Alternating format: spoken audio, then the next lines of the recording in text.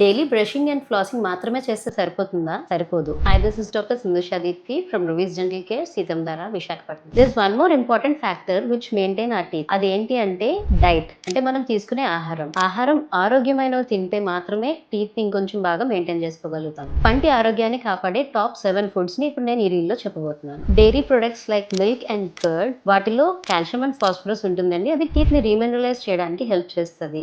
Yoghurts, cheese, ఇవి ఏంటంటే teeth ని నీట్ గా ఉంచడానికి, క్యావిటీస్ ప్రివెంట్ చేసి pH బ్యాలెన్స్ చేయడానికి హెల్ప్ చేస్తాయి. లీఫీ గ్రీన్ వెజిటబుల్స్ అంటే పాలకూర, ఇలాంటి వాటిలో కాల్షియం అండ్ ఫోలిక్ యాసిడ్ ఉంటాయి. Crunchy fruits like apples, crunchy vegetables like carrot and salary teeth ని నేచురల్ గా క్లీన్ చేస్తాయి. నట్స్ లైక్ ఆల్మండ్స్ అంటే బాదం పప్పు, క్యాష్యూ నట్, జీడిపప్పు, ఇలాంటి వాటి తింటే కూడా పంటికి మంచిది. ద సేమ్ టైం గ్రీన్ టీలో యాంటీ ఆక్సిడెంట్స్ ఉంటాయి. అవి కూడా మన గమ్స్ ని వాటిని స్ట్రాంగ్ గా ఉండడానికి హెల్ప్ చేస్తాయి. వీటన్నిటితో పాటు రిక్వైర్డ్ అమౌంట్ ఆఫ్ వాటర్ కూడా మనం తీసుకోవాలి. సో దట్ హెల్ప్స్ మన మౌత్ ని హైడ్రేటెడ్ గా ఉంచడానికి హెల్ప్ చేస్తుంది. అండ్ వాటర్ సలైవరీ ఫ్లో ని కూడా ఇంప్రూవ్ చేసి నేచురల్ క్లెన్జర్ లాగా హెల్ప్ చేస్తుంది. స్నాక్స్ తీసుకోవడానికి ముందు ఒకసారి ఆలోచించండి. షుగరీ అండ్ స్టిక్కీ ఫుడ్స్ ని అవాయిడ్ చేయండి. హెల్దీ ఫుడ్స్ మాత్రమే తీసుకునేలాగా చూడండి. మీరు మీ పిల్లలు హెల్దీ ఫుడ్స్ ని ఎంత బాగా తీసుకుంటే మీ టీత్ అంత బాగా మెయింటైన్ అవుతాయి.